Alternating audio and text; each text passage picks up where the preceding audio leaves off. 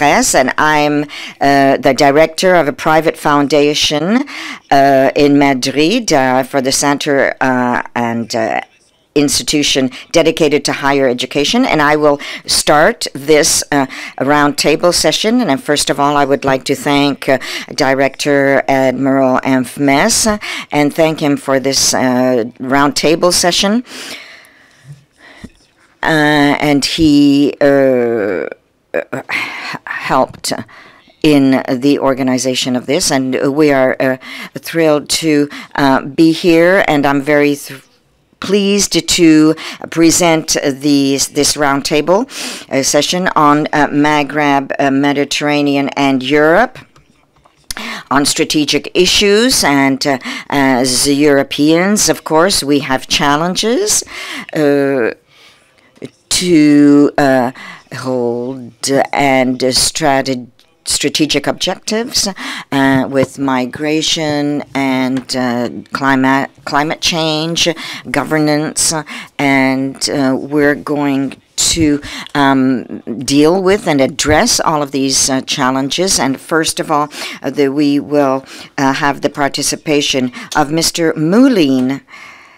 And I will just read a few words of his career path. Mr. MOULINE, in November of 2007, was named by His Majesty the King of Morocco, has been managing director of the Royal Institute of Strategic Studies, an institution whose main mission is to help shed light on Morocco's major strategic choices. And then we have Rear Admiral Kamel Akrout, who is president and founder of the IPASSS think tank, Institute for Prospective and Advanced Strategic Security Studies, and was former senior advisor for national security to the president of the Republic and permanent secretary of Tunisia's National Security Council from January 2015 to November 2019.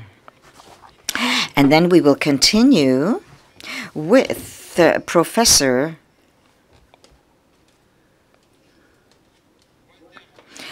Walter Bruyere, who is professor of contemporary history universities in strategy and international defense and security, and co-manager of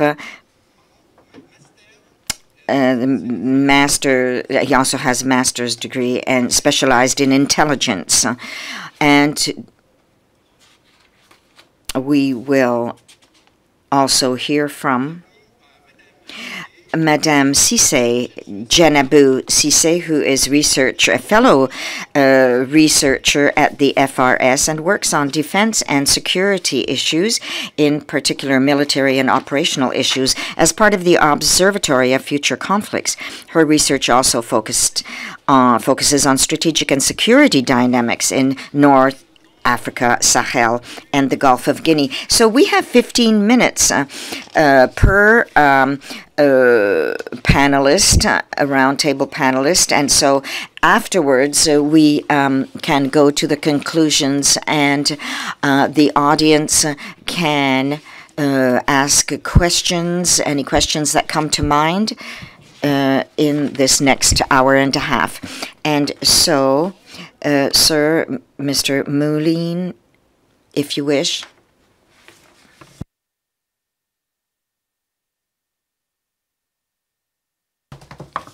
Good morning, ladies and gentlemen.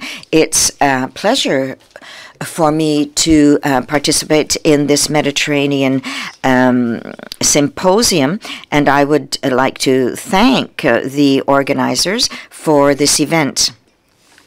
The question of the Mediterranean is of huge complexity and with a lot at stake and a lot of issues at hand. So 15 minutes isn't very much, but I will try to give a general overview of these issues and to bring in southern vision of this southern Mediterranean vision, that of Morocco, and then propose a few items in terms of prospects and future prospects. The Mediterranean is an eco-region since it starts with world biodiversity, world populations. It is the melting pot of civilizations.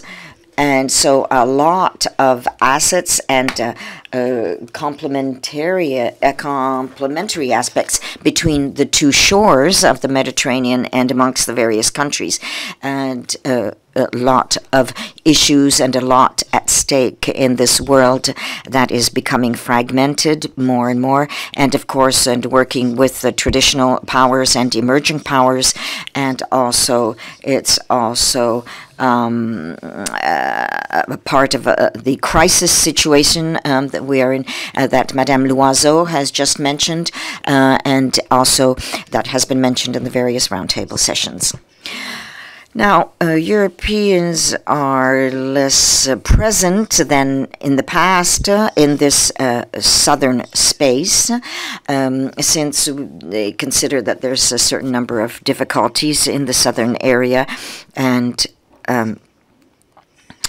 so there's the return of power struggle that is renewed, and of course with the post-colonial situation, a lot of problems arise. And so the European Union, I'm not saying it's absent, but they are less present in this new Mediterranean geopolitical situation. And we have seen, as of the Ukrainian war, or the war in Ukraine, we see a lot of aspects oriented towards coming out of the crisis. And there's also a lot of tension in the border lines as well, and between Tunisia as well and Libya, and also with the Maghreb countries.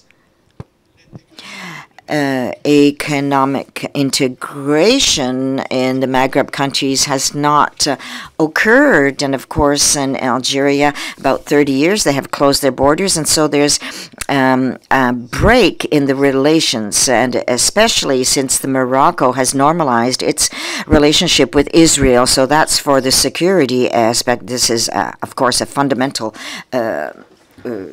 aspect of the situation in this area. Also, the terrorist threat in Sahel and that area.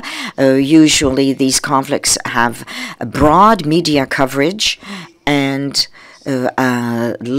few people know that Africa is more than half of the world conflicts occur in Africa, and people do not know that. And so, as far as terrorism is concerned in Sahel, of course, there's a spin-off to other Maghreb countries, and as long as it will not be solved, there will be impact. It will impact the Maghreb countries as well. And Europe has always contributed to peace on an international level. And so we have the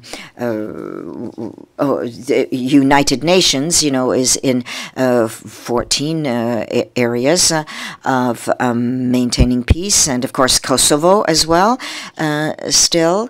And there are the Libyan factions and the resolutions against the civil war there, and the sole agreement or convention that is recognized by the international communities is the Sahel one with the Libyan fracture. Now, as concerns how Morocco is perceived in terms of security, we have the Royal Strategic Studies Institute, and which looks at how these European institutions perceive this. A lot of problems there. With respect to security, they deem that Morocco is doing a lot, but their operations are less known by the leaders of European institutions. But we do have sanctuarizing the territories are well perceived as of the terrorism attacks in of May 2003, and of course, yes, these 2003 attacks. And with respect to the other strategic issues, the Mediterranean is one of the regions that is hit the hardest by climate change. Increase of temperatures that are going beyond the 1 degree within the decade, and the Mediterranean temperatures are as well. And in the north of the Mediterranean, there are huge droughts, very frequent now, along the southern shores of the Mediterranean, and then extreme events, as we call them, are becoming more and more frequent, and huge heat waves are more and more frequent as well. So for the southern countries of the Mediterranean, of course, they're not actually responsible for these changes in the climate. And of course, with respect to the European community, there's $1 billion coming from the entire world in this fund to go towards the problems linked to climate change. And of course, the development there is $80 billion we have reached, the European Union has reached in those funds, and there are two COP meetings, the conference meetings, the one in 2007 and 2017 as well. And then there was a summit organized at the COP22 in Marrakesh. It was the first African summit where the King of Morocco, Mohammed VI, spoke and expressed what he wanted to do in terms of facing this climate change. Now, in the past years, as far as the crises, there is a crisis of procurement and inflation and price rises and climatic change crises, and this all happened at the same time. The droughts, the substantial rainfall, etc. And there is 7% now. This is extraordinary when you think of Africa, and it's Africa that is really a food safety has risen, and it's really Africa that is concerned by this. And then in Africa, water levels, for example, we have to dig hundreds of meters to find water. And of course, Morocco is, in the world security system, and there's a lot of policies held, and Morocco holds a lot of water as well. And so there is huge transformation for phosphate, a huge amount of phosphate, and the degree of phosphate coming out of Moroccan soil. And of course now it's Africa, 25%. We contribute to food safety safety, African food safety, to soil studies. Brazil represents 20% and India 20%. And then there are the others. For energy, the Ukrainian crisis has highlighted the vulnerability not just of all of the oil importing countries regarding energy, and also the energy strategy as well. It's not the same in the north and in the south, and it's not happening at the same pace either. And for those who have fossil resources and those who import those resources. So Morocco's contribution on these questions is first energy policies based on renewable energies, which is 41% of national capacity. And in a few years, we were able to develop production, substantial production in this area. And in 2030, we should come to at least 52% of this energy production. And so then there's wind farms as well, and solar panels that have greatly developed lately in the past 10 years. In terms of energy, there's also this Nigeria gas pipe between Morocco and Algeria. There's a feasibility study that has finished, and the tracing phase has ended. This gas pipeline, it's between Nigeria, Algeria, Europe, and that one goes through a very highly secured zone. And so today, this tracing has ended. And we are now at the stage of signing the convention with about 15 countries. And this will contribute to the African rate of electricity consumption, and which doesn't go beyond 50% in Africa. So this will greatly help hooking up to the electrical grid. Now, for immigration, there is not immigration from south to the north, since the rate of mobility, intra-African mobility, and mobility of African population is about 3% of the population against 12% in Europe. And so this mobility is intra-African. Between 75 and 15% of immigration is inside the African continent. And so, of course, there are policies that have laid down that really it's just security regarding in Europe. When you talk about immigration, you talk about security, whereas immigration you have to, and migration, for migration you have to look at the profound causes, and some of the migration is useful, and you have to choose circular migration.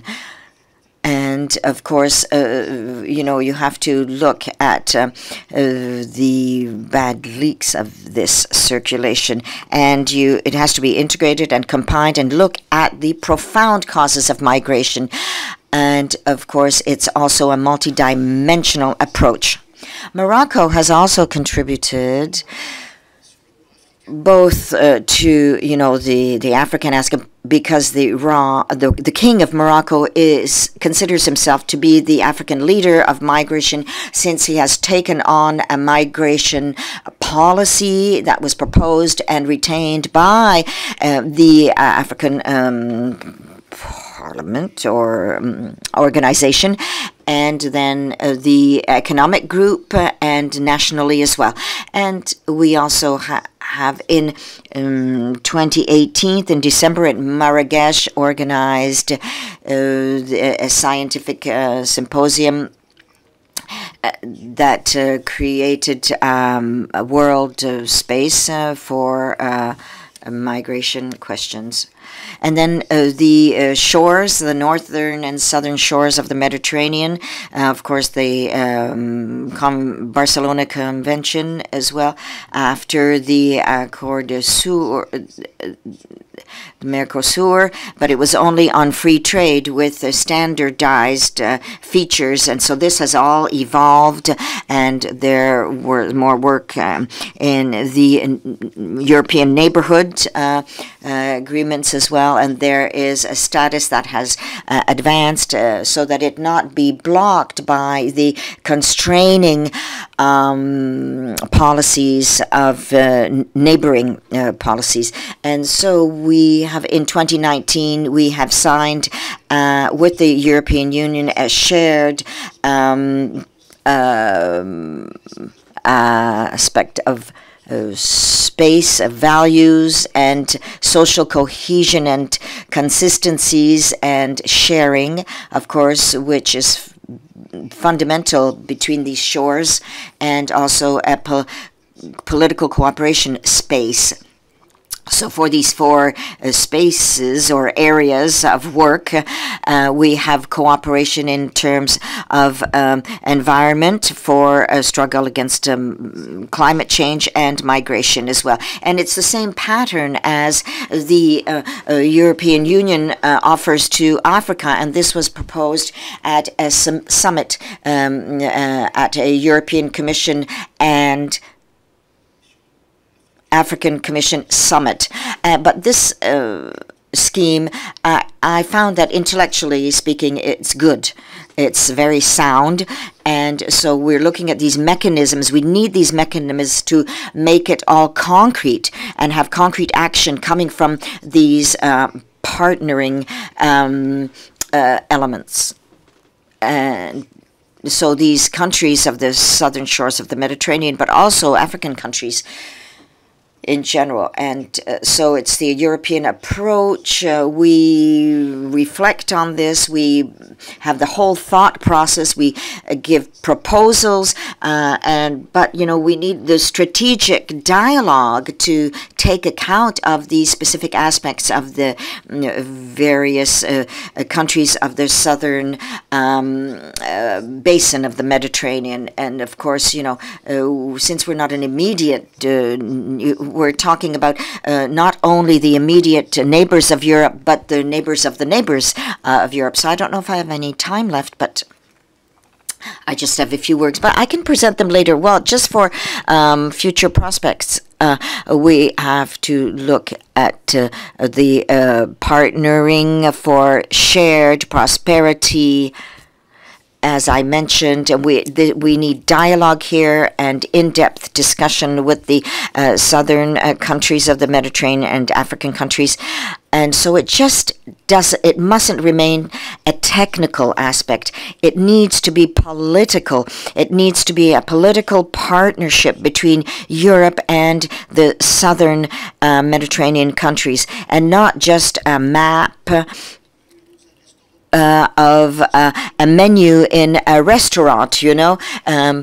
We don't say to the southern countries, you're very good when you do economic work, but on certain political questions, no, we don't agree, etc. No, we need a global partnership, and it's a partnership that needs to be developed that brings a very long-term vision, and we must leave and rid ourselves of this immediate solution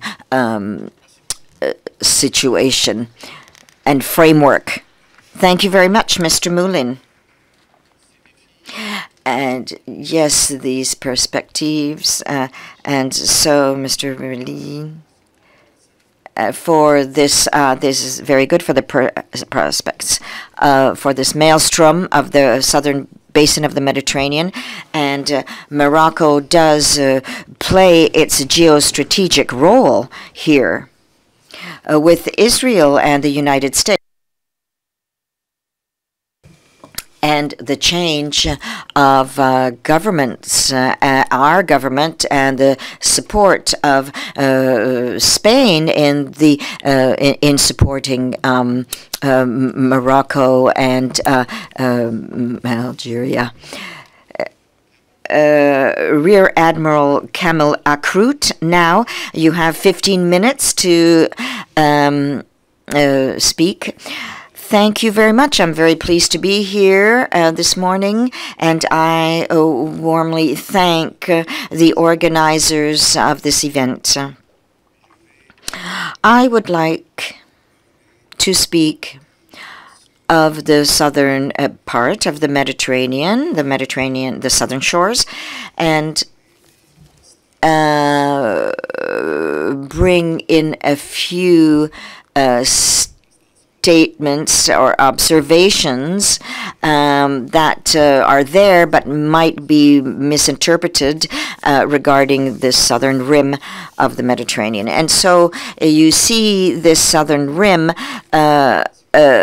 there is a general fragmenting of these countries, and with my friend Amiral also feels this, and it is fragmented, Northern Africa or the sub-Saharan part.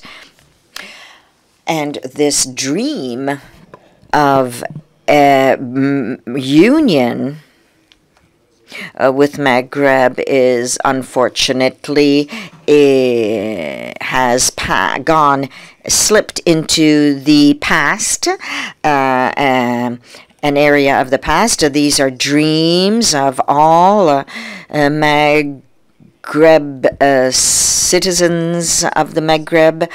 And, of course, what happens between two countries such as Morocco and Algeria, for example, this hinders this union. And the results of 12 years of crisis as of 2011 and the Arab Spring events have been broadly very deeply negative, actually, for this. Now, if we go towards the south, towards the Sahel region, it's just a generalized chaos as well, with the war and coups one after the other. And of course, there's social economic elements, misery as well, poverty, and a huge mortality rate with migrants and immigrants and unemployment rates and huge young population of youths, and that can't come in to facilitate life as it flows. So this scene has given rise to this whole southern Mediterranean region, gives a perception of how the northern Mediterranean countries see this. And I would like to say that this perception is not just really throwing responsibility on the north, because the south should be taking care of its own future. But, you know, maybe I'm just talking about communications, and maybe I'll talk later about the two. And, of course, we should leave behind that, you know, everyone, each for his own or her own, in the southern region, that approach. And so now, in terms of security, all the indicators show that control of the borders is deteriorated everywhere. If you look at a map of the borders, there are borders only on the maps. Actually, there are no more borders per se. People can go from one spot to another easily.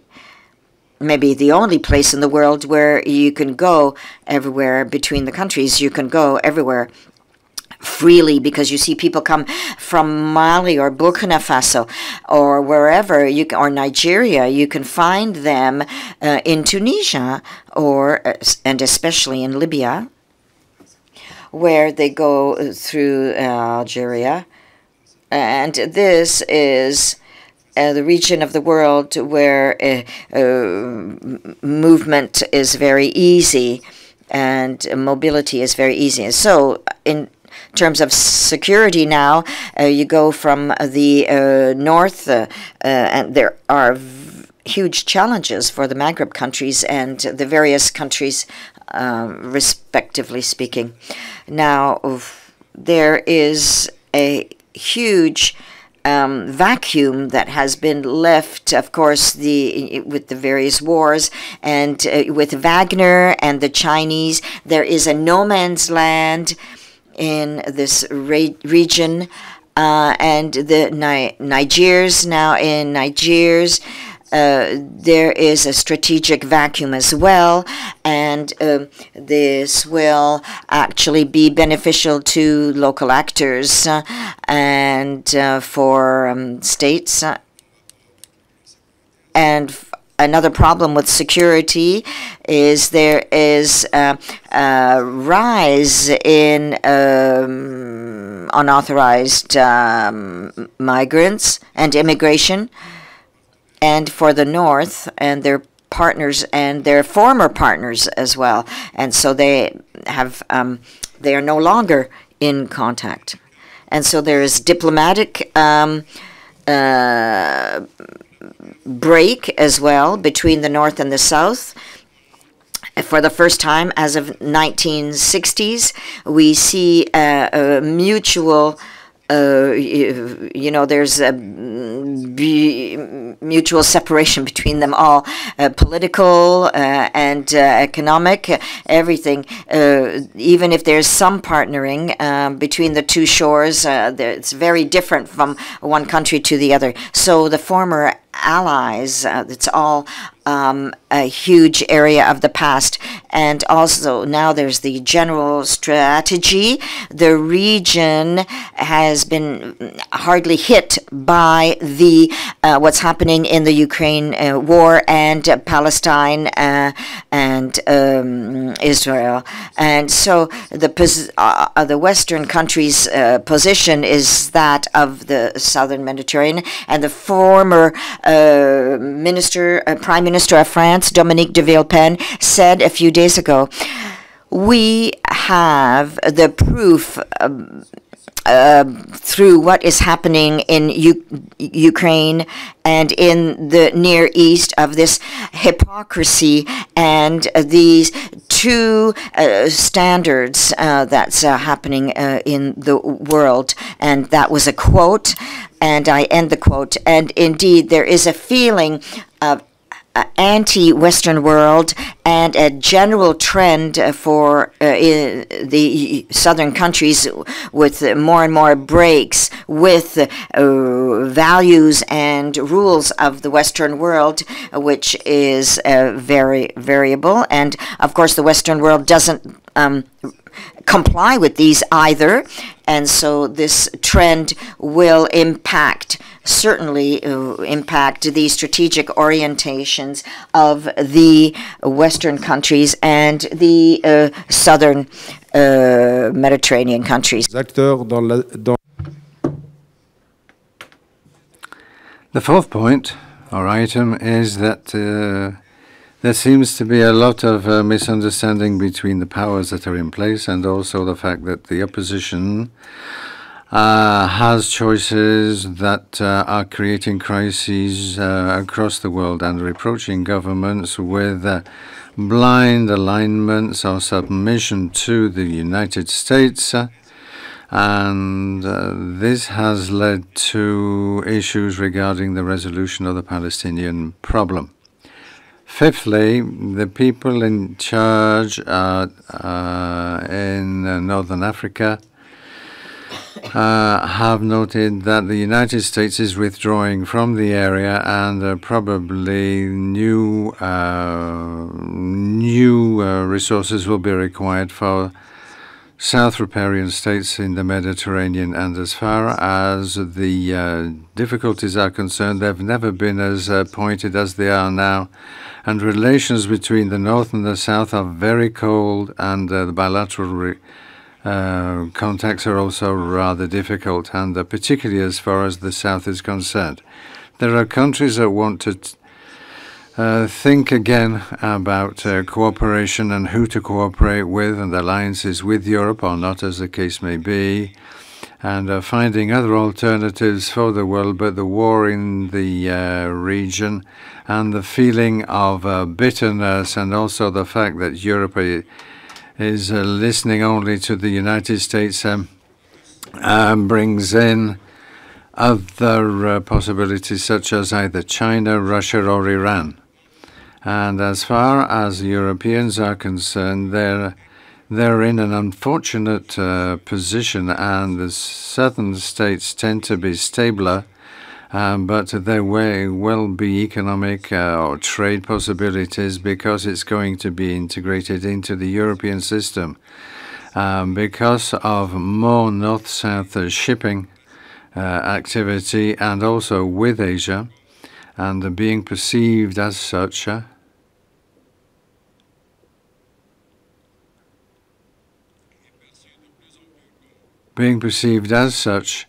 as a threat. There's more instability, and there's an increasing ill feeling in the region, people wanting to take revenge, and trying to find the way in which of hitting the people in the north. The ninth item being the European policy, particularly the neighborhood policy, requires more effort. And 10th, the failure of the Arab springtime and also democratization has led to new choices and political instability, but also external factors as far as the region's concerned, with opportunistic interventionism and also having an effect on socioeconomic matters, and also European governments tend to be suffering from brain drain. And in addition to that, there's also a lack of communication as well, which tends to be crystallizing more than ever, with misunderstandings between the North and the South, and also a very big development void on the part of the North and the South that are separated by straits that are only 14 kilometers wide. Thank you very much, Admiral, for these items, and we have noted that you've talked about fragmentation, and also the fact that education is an issue, and also frontiers tend to be a problem as well, increasingly. And in France and in sovereign issues as far as the frontier is concerned, has led to a free space, basically. No more frontiers, easy passage, and this also means new actors in Africa like Turkey, China, Africa, and Mali, to mention only them. Now I'm going to hand over to Professor Bruyere. I think you have some slides to show us as well. Can we have the slides, please? Thank you. So can you see them? Yes, we can. Thank you very much for giving me the floor. I wanted to start by thanking the organizers for inviting me to this roundtable discussion, so that I could agree with a lot of what the Admiral said, and also share points of view with people from the northern part of the Mediterranean, but the Admiral summed things up rather well, which means that I do not need to do that. But what you've said also, the two speakers before me have talked about north-south dialogue and migratory flows tending to be a main issue or problem as far as the northern shores of the Mediterranean are concerned, and possibly far more serious as far as France is concerned, and making matters complicated for Morocco, Algeria, and the way in which France is taking a stance. So on the slide that you can see now, the context is rather special. What I mean is, what seems to be important at the present time is that ever since President Obama's leadership and the unfortunate effects in the Mediterranean, leadership has followed fragmentation and people wanting to take a stance by themselves. But this has led to a more critical situation because we're having crisis after crisis in the Sahel, in diplomacy, and in the military sphere as well, and particularly what's happening in Palestine and Israel at the present time, and not to mention what's been happening in the Ukraine and the socio-economic situation as far as the southern shores of the Mediterranean are concerned. And of course, we need to talk about the western part of the Mediterranean too.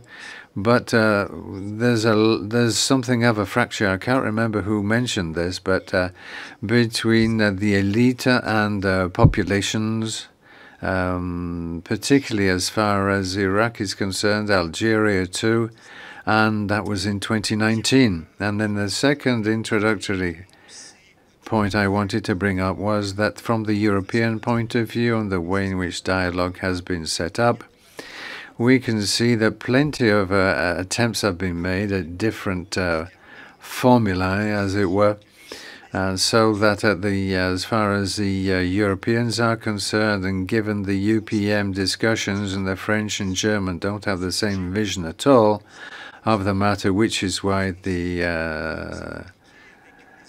the matter's not getting very far, and as far as the Germans are concerned, we could also see people from the east of Europe and also from northern Europe.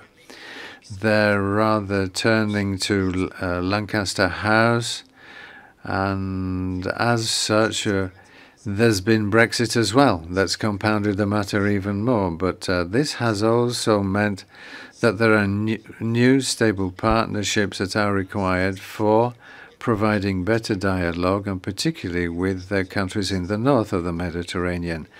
For dialogue to be balanced isn't going to be an easy matter. And for the past 15 years, we've had this problem, and we thought that in 2022 there was a strategic compass from the EU which we thought was going to sort out a number of matters. And then also NATO has also had something to say as well. And between the people in the north, it's hard to define a common compass, as we call it, for getting over this hump and creating new spaces. So what we've considered, again, for the past 15 to 20 years is the fact that the best possible spaces have been informal spaces. And one of the spaces that tends to work the West is Kolenkushank for the Western Mediterranean, and in the south of the Mediterranean, they were very in favor of this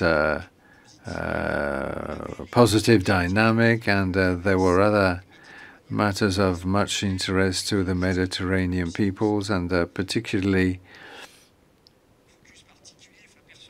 more particularly, I could concentrate on security for the 5+5, plus the Defense College that's working rather well as well.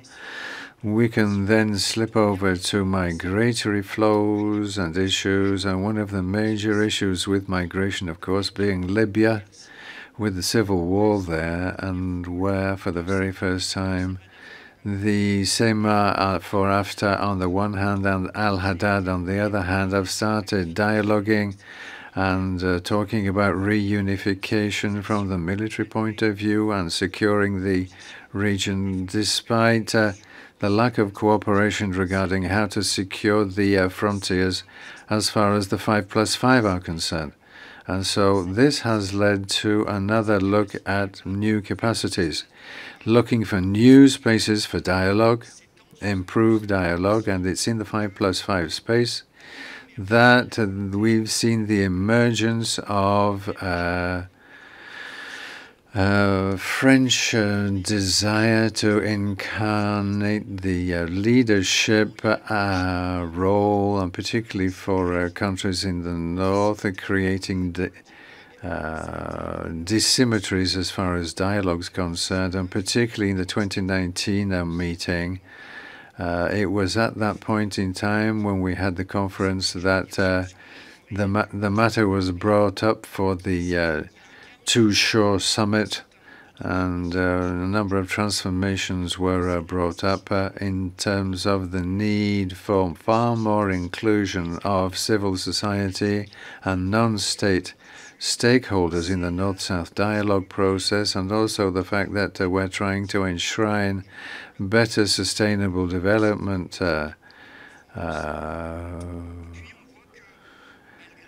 efforts, and also the difficulty that we've had trying to get this process moving as far as France is concerned. And then in 2022, there was the Mediterranean Forum in Marseille, more or less along the same lines as 2019, with more civil society involvement and also more dialogue on the part of the young and the youngsters and those under 40 years of age, in order to get over the generation fracture, and particularly in the north, but we're just as involved as the countries in the south are concerned. And to finish up on this particular matter regarding the position that France is taking, the difficulty that France has been having from the diplomatic point of view, it tends to be related to what's been happening below the Sahel, and particularly a matter that's turned out to be a political issue for Europe, and that is migratory flows. What you said was absolutely right. There's been a Next slide, please. There's been a historical build-up as far as migration flows are concerned in Europe, and particularly if you take a look at the top right-hand map on the screen, you will see that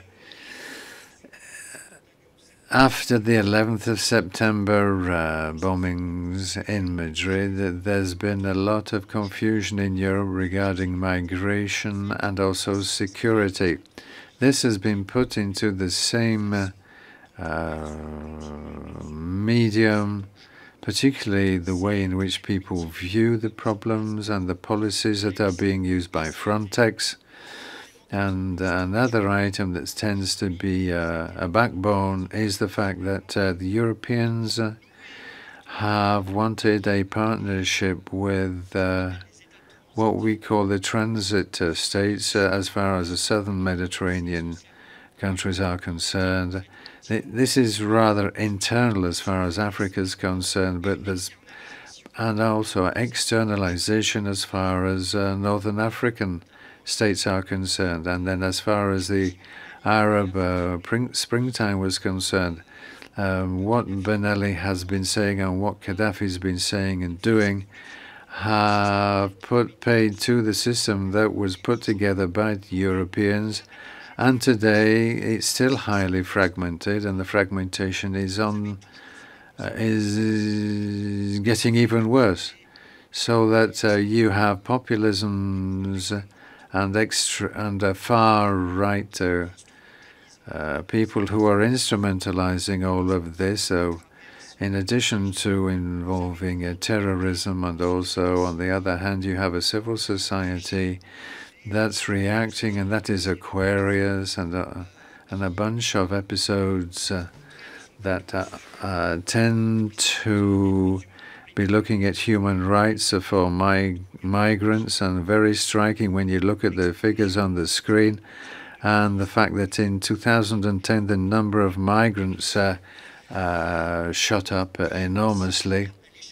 And if we take a look at what the states have been doing, there's been a fair bit of friction, and particularly very complicated relations over the past 15 years between France and Italy, where regularly they have tension along the border between France and Italy ever since Nicolas Sarkozy was president.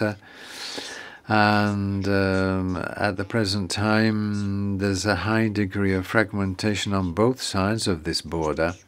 In addition to, over the past 20 years, a new way of viewing the debate, which tends to be rather problematic still today. And the players in the south are also worried about this, and particularly Libyan instability. People are taking part in this, and there's permanent fragmentation. Then there's Algeria that's perceiving the situation the same as the Europeans.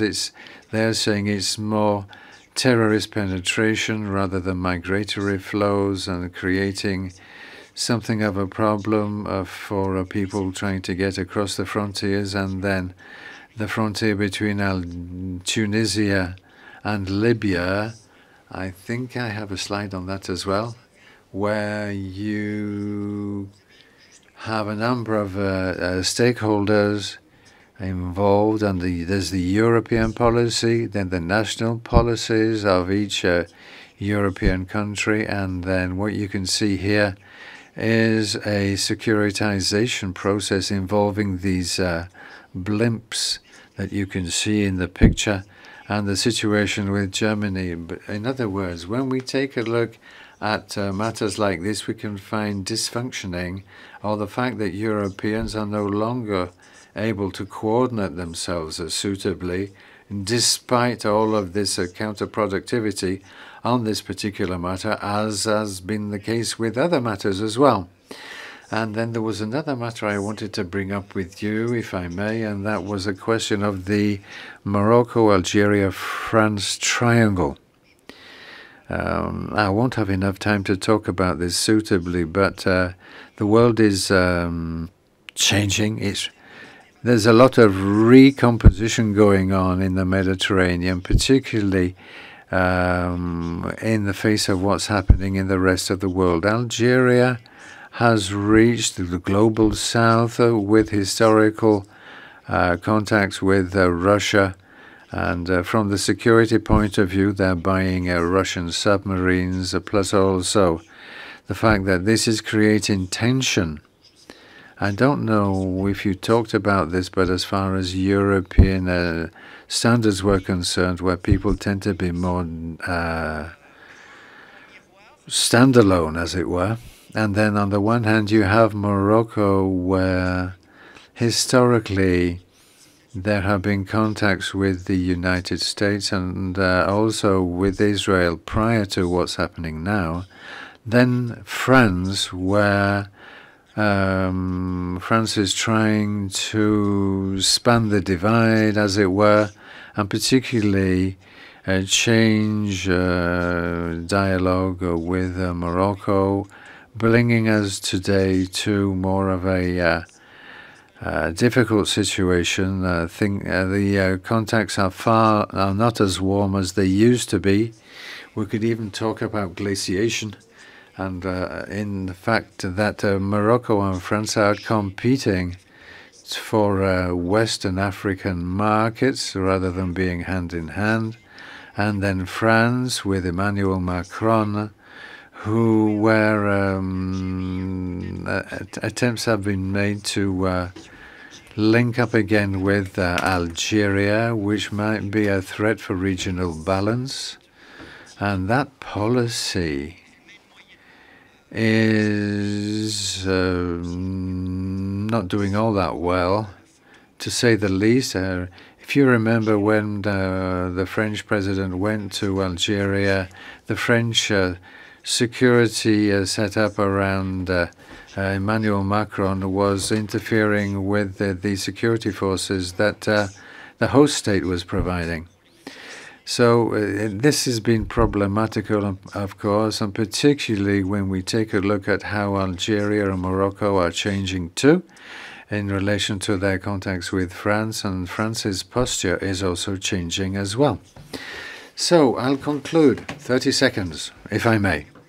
Let me say that given fragmentation in the Med and in the world, and also with the rise in power as far as China is concerned, and Algeria and new powers, and then secondly, all of the fact that in the northern African states, matters are very unstable, and particularly after the Arab springtime, having paid a lot to the perception that Europe can have of migratory flows, that they're mixing up with security matters.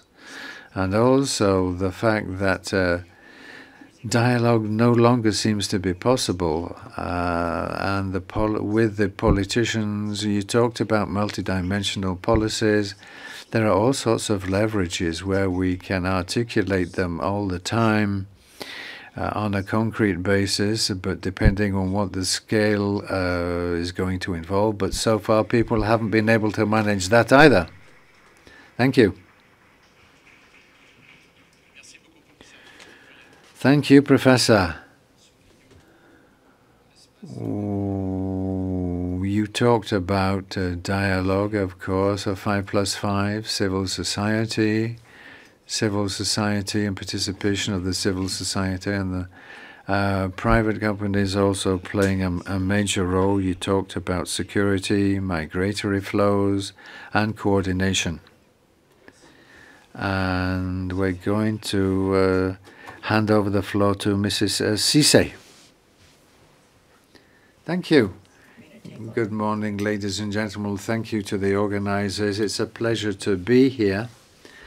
I'm going to focus a little bit more on the Sahel part of Africa that you've talked about a fair bit already, I know, but I'm going to be repeating a bit of what you've already said.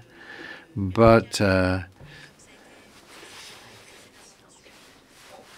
we need to mention the fact that Sahel has something of a destiny that is more or less along the same lines as the countries to the north of the Sahel. And let me begin with reminding you of what the definition should be for the Sahel, which is something of a revelation. I mean, Sahel in Arabic means the coastline. And it's a transition area, particularly between the desert parts of the Sahara and the countries to the north, and the savanna in southern parts of the Maghreb. And also this goes from the Atlantic to the Red Sea.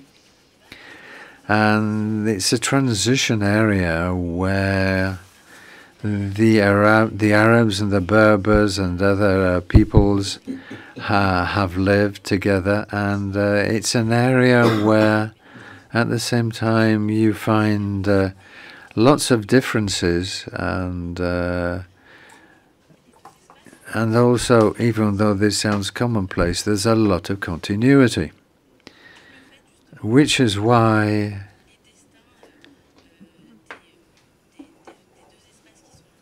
the destinies of both of these entities, well, tends to be rather related, connected.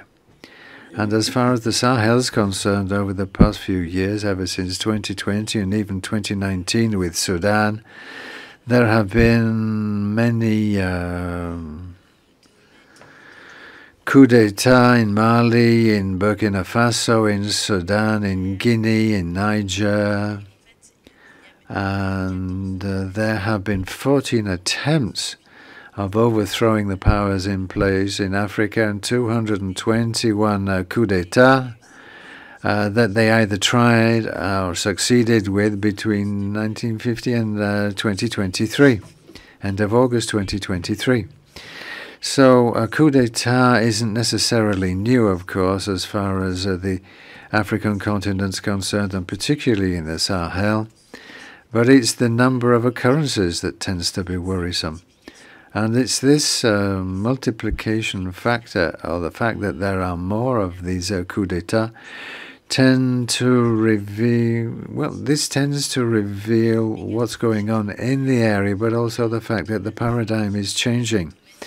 And this tends to be symptomatic because it involves the emergence of a new era, historical era for the generations, and also the fact that the traditional elites are being rejected, and also the fact that there are a lot more coups d'etat that are being organized in specific countries, and also the regional setting is also very special. And we can't analyze a situation the same way for all of the countries. I mean, take the example of Gabon, where the coup d'etat was really more an effort to overthrow the dynasty that was in power. Whereas in Niger, there's been a coup d'etat with more personal motives because the leader of the junta was afraid of being sidelined, and the security issue which led to the coup d'etat was more of a pretext, whereas in Chad, the coup d'etat was again a good example of what happened in Gabon, and that is keeping the Déby dynasty in power, because it was the Déby dynasty that was previously involved. So to give you an idea, there are national contexts that tend to be highly specific for all of these coups d'etats, and there's a lot of similarity as well if you look at the situation at the regional level. And for me, this has meant three matters. That is, first of all, the social contracts have been left to one side. There's a democracy problem as well. And as if that wasn't enough, the alliances, traditional alliances, such as the ones that used to be with France, have been changing too. First of all, a breaking or breach of social contracts, shows the difficulty of how these Sahel countries can control their territory and ensure basic services for their very respective populations. And so this has contributed a growing abyss between the populations and the traditional elite. And so we really have this increased divorce situation between the governing powers and the population and the general public. So, and this is why as well there are so many coups. And in Niger's, and the security pretext was not the main motive of the coup launched by General Chani, and we still had in Niger's popular, a popular opinion by the public, but the Bazoum mandat was not without any criticism on the part of the population, because the population and the various movements were actually didn't have the right to speak, and so they were muzzled under the Isifu mandate as well. And then also we have a crisis of the democratic model, since we have new generations that don't recognize themselves at all in this democratic ideal. Because this generation has not experienced the initial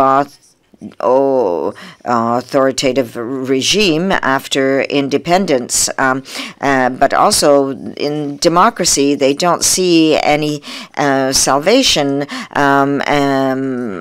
with respect to growth rate or increase or better lifestyle. And so democracy didn't bring in any further opportunities to them, and so they have questioned this ideal, which is imported from the Western world in their eyes, their opinion, and there is, it's not really, it doesn't generate any new opportunities for these new young generations. And so the political elite being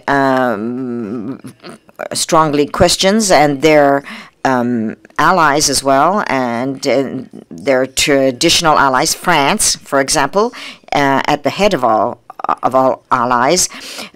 Actually, there has been a widespread anti-French opinion, and of course, this comes from colonial heritage and the latest interventions and military operations. And so this way, the cooperation has not been well looked upon, and of course, because of all these problems that have cropped up in the region as well. And very quickly, because I don't have much time either, so what consequence does this bring on in the Mediterranean area? A lot of things have already been said, and so I'm going to come back to that. But as I said in the beginning, the Sahel is a place of transition, and so there the borders are very porous in the North African space and the Sub-Saharan space, which fosters contagious threats that become contagious. And of course, the 2011 Libyan crisis was the catalyzer for the 2012 Mali crisis, and then the rest that cropped up in the region. Also, Mali is much more offensive with having franchised Sahel. And ACME is a North Algerian organization that was born at the time of the civil war in the 90s. And ACME is the successor of the GIA and the Algerian elements.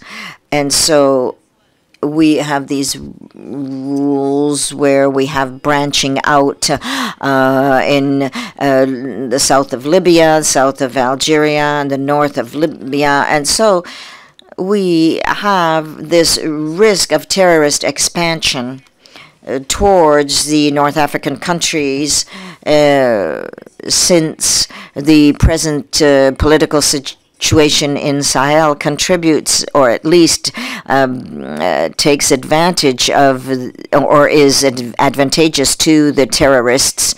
And the CLED is leading some activity, and this there has been a rise in political violence. And so these terrorist armed groups in the region will actually take advantage of this growing security vacuum that's happening there. And this will, in the mid and long terms, be reflected in the operational activities of ACME in South Libya, because for the time being, southern Libya was more of an air base for the Sahel terrorist armed groups, but also this expansion can entail growing threats to the south of Libya, but why not also strong media coverage or for the Maghreb countries as well, Algeria, for example, and Tunisia. So there is a more regional risk of renewed crisis with the Tuaregs, and we saw renewed fighting amongst the Bamako and armed groups. And we can come back to what happened in 2012, the crisis.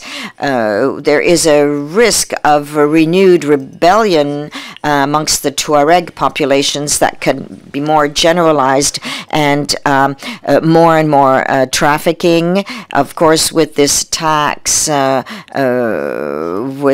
of course the flow of arms between Libya, Niger, and Algeria.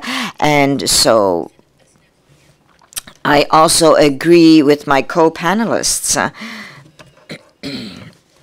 on this. And in Europe, there is a deterioration in security in the region, and of course, growing threats for European expats in the region, and of course, all of the strategic and economic interests in the region as well. So in conclusion, I would like to come back to two challenges: the demographic challenge and climatic one. Climate, because it's one of the most vulnerable regions to climate change. Chad is the most vulnerable and fragile region because of its geographical situation and its dependence on the sector, which is really depends on climate, and then the Tuaregs as well.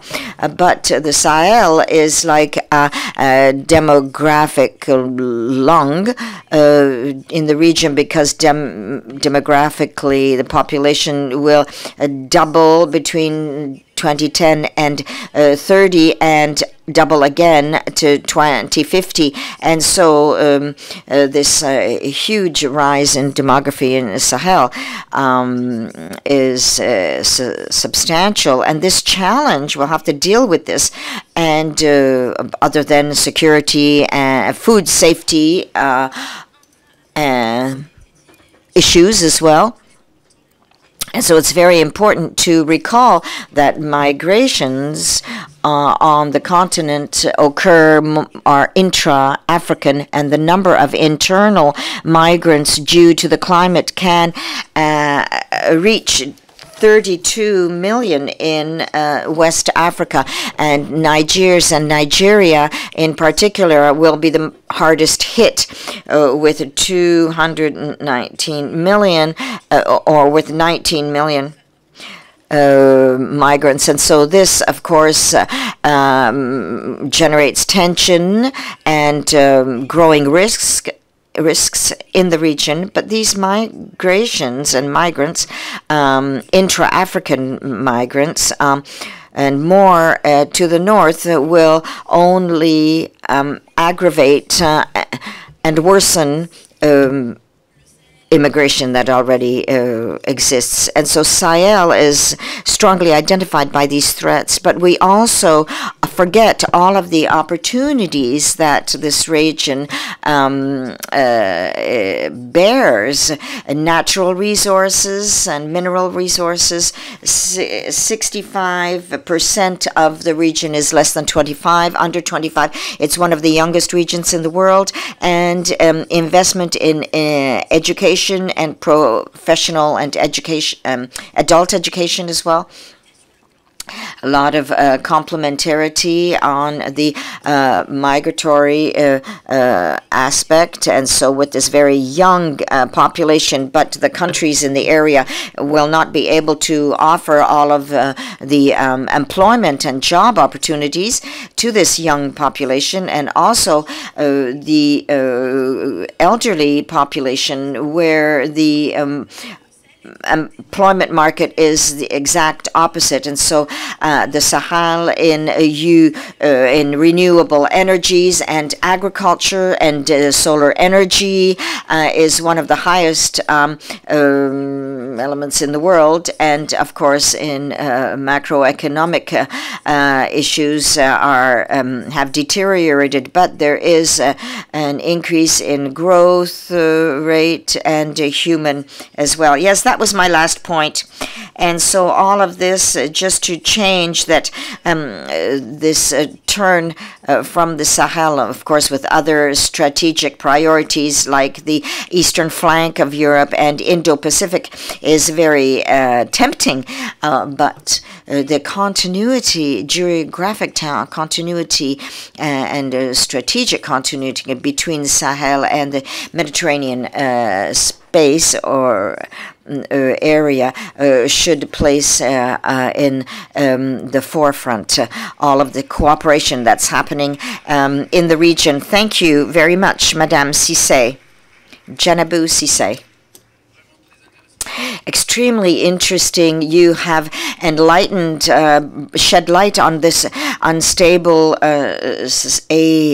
region with the coups and the crisis of democracy of governance, and this is of great interest for the future of Europe and the Maghreb countries. And so now we will come to the question and answer period.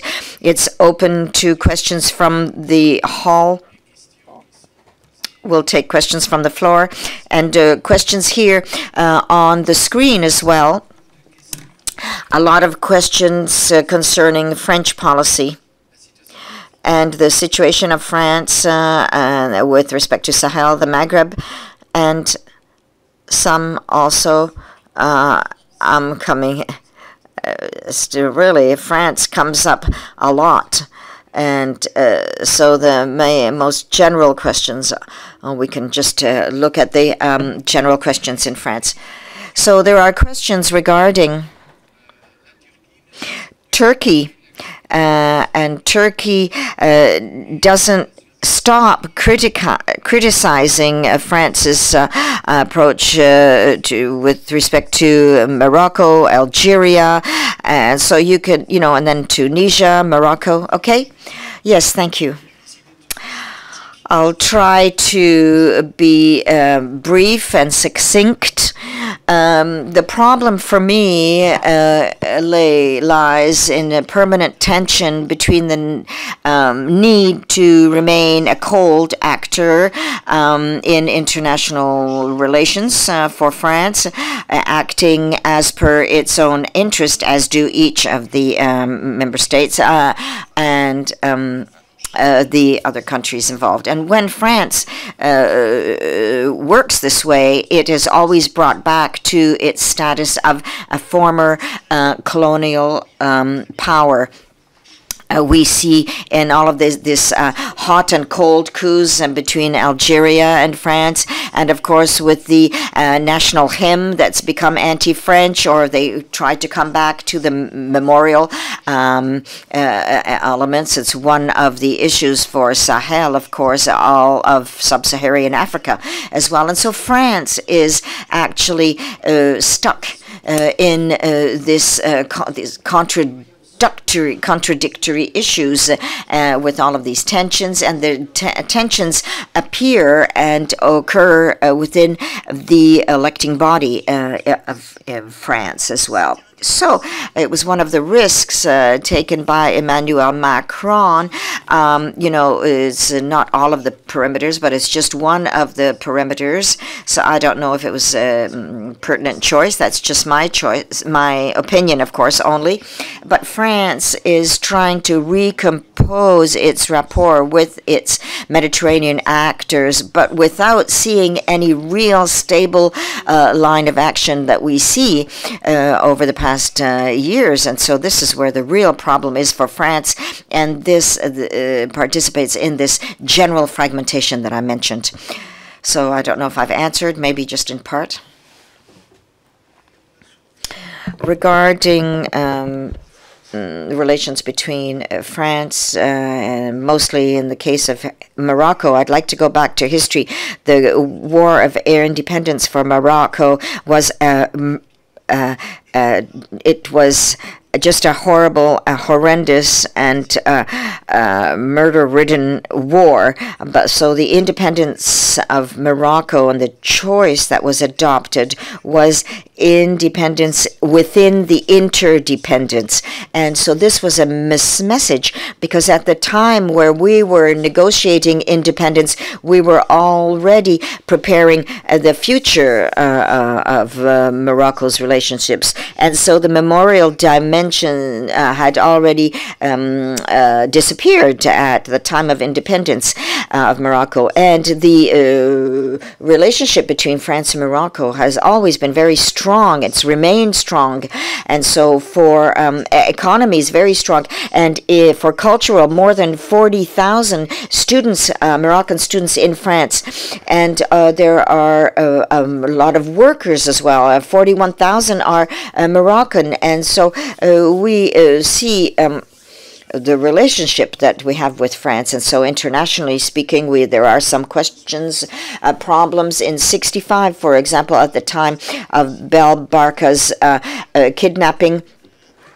And then we have one of this security managers in Morocco as well. And so, this is very normal that these things happen. But despite all of this, France remains the major economic partner of Morocco today.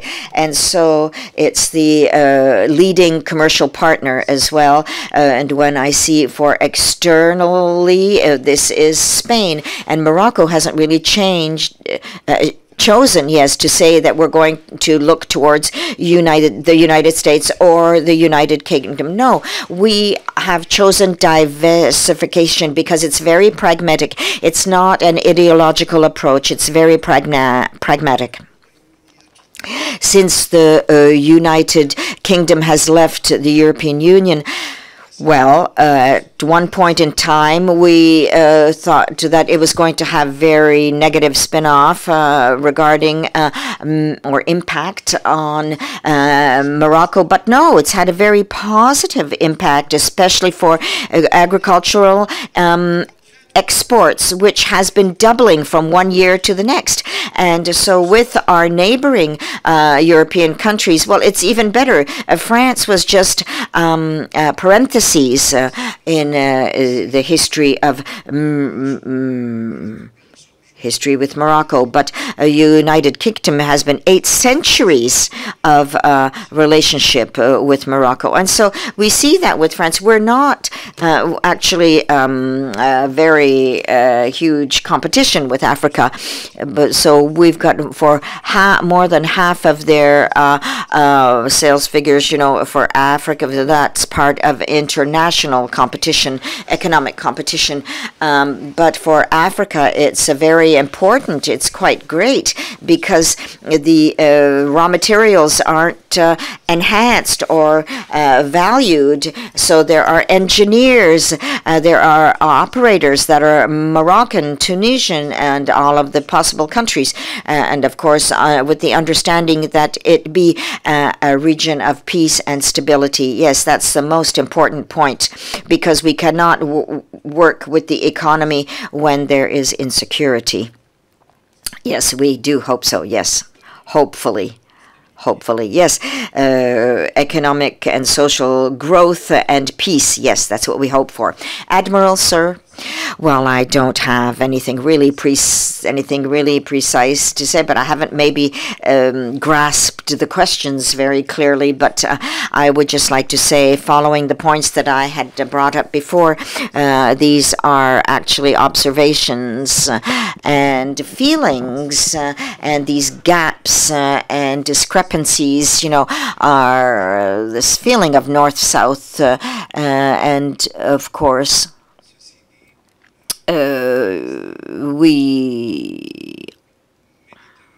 our Mediterranean destiny and the people of the north and the south, all of our destinies are common destinies and shared destinies. We can't go on building more walls and chicanes, etc. But we must think more in terms of communication and staying together and finding solutions together, because ignoring the other is not a good policy. Indifference is not a good policy. Common policy and shared policy is staying together and finding shared solutions. There are solutions. You were talking about migration. There are a lot. There's a lot to do. I worked on a lot on this topic of migration. There's a lot to do. Of course, the labor market. Of course, Europe is the hugest market, and Africa is, of course, as Madame said, we need to find a compromise and a win-win compromise between North and South, and it does exist.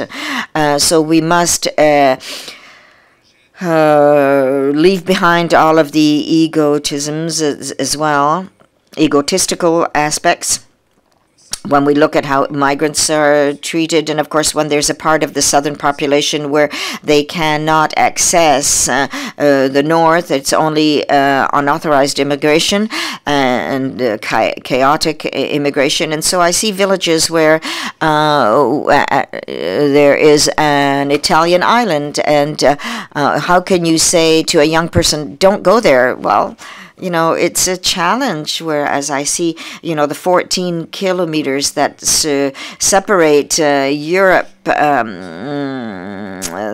Morocco or Tunisia from Spain. And so what we see, it's the brain drain as well that's happening. So all of these brains are leaking out and going elsewhere. And so, you can't just take someone who has studied medicine or an engineer. A lot of engineers and doctors are leaving from Tunisia that are going towards Europe, mostly towards, because of the language, going to France, and so they accept them and they ignore others. But there are other professionals and other training courses and other people that are trained in other areas that should be accepted as well. And so I think this problem has not been laid down properly and addressed properly between the north and the south, and this discrepancy, this gap, is a very bad omen as far as I'm concerned. Yes, so you have to build bridges and not destroy them. Well, yes, you have to have economic and social growth and creating work on site, actually, in the very area. And so the third question, what is the position of civil society in sub-Saharan Africa regarding the coup?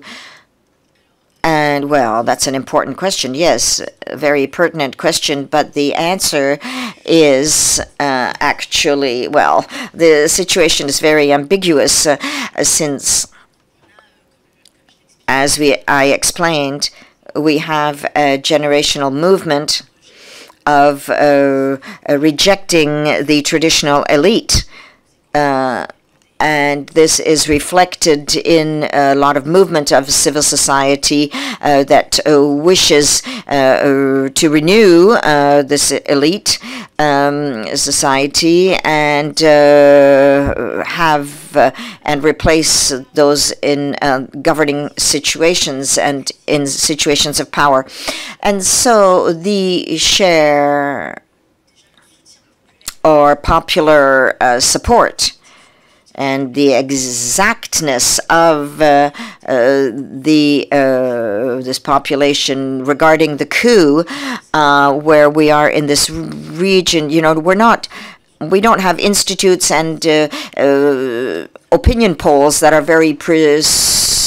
they're not very precise. We have an Afrobarometer that does polls in general, but we do have a difficulty in going towards and surveying the population and opinion. And so it's in part linked to civil society and movements and to certain stances are actually, they're just being muzzled and we can't hear them. And so this rejection, and it's of course generational for the most part, and there's a lot of movement amongst the civil society, and they are in favor of replacing this Eulate. But these last few years, the coups have not been led by individuals or structures that are new, and so they are often led by actors that have already been a part of the preceding regimes, and so they are not, of course, yes, there is a coup, but we can't have any political alternating and get really rid of this existing elite. For example, when Anjani was head of the guard, well, you can't really say that it was really the civil society that brought on this coup, and or putsch, if you wish. And so, it's not always a military coup. Usually it is a military coup. In Mali, in Niger, isn't really, the coups aren't led by the civil society, but regarding what I said before, these actors of these coups and military coups, they can instrumentalize and exploit the anti-elite and anti-elite and anti-colonial discourse or dialogue, and they can rally the population and civil society movements, actually. Last minute.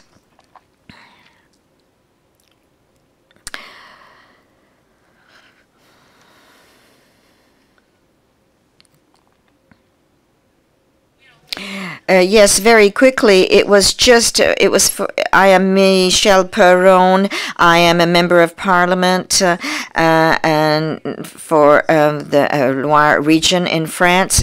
But what I wanted to say for Madame Cisse, I wanted to propose for presidency of France, Niger's. I wanted to talk about the coup d'etat of Niger. It's, the General Djani. It's just one person, but also because he was receiving monies from oil industries, and we heard the little, music about his departure. So it was a very personal coup that he led there. But of course, I wanted to say that in Niger's and and the population between 22 and 25 million, and actually the coup and the supporters of this coup that were maybe bought out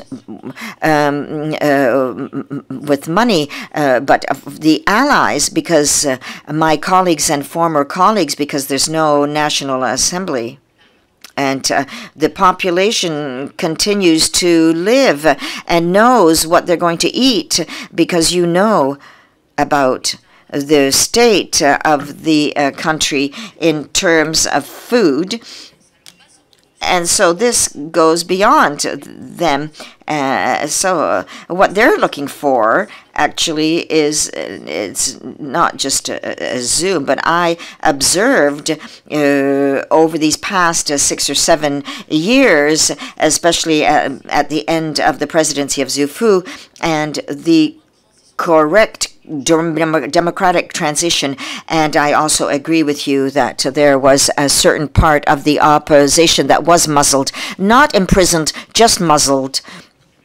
And in this, throughout, this was important for the African territory. Yes, it's absolutely right. But Niamey is historically the bastion of historically of Niger's, and so almost it was natural that most of the supporters of the coup be present in Niamey, especially, and in Nigerian campaigns. We didn't see any vast movements of protest, and so this shows the capacity of the political instrumentalization of the junta, and to give an illusion of global popular support. And this showed to me the lack of alternance, because even if it was relatively passive, it's because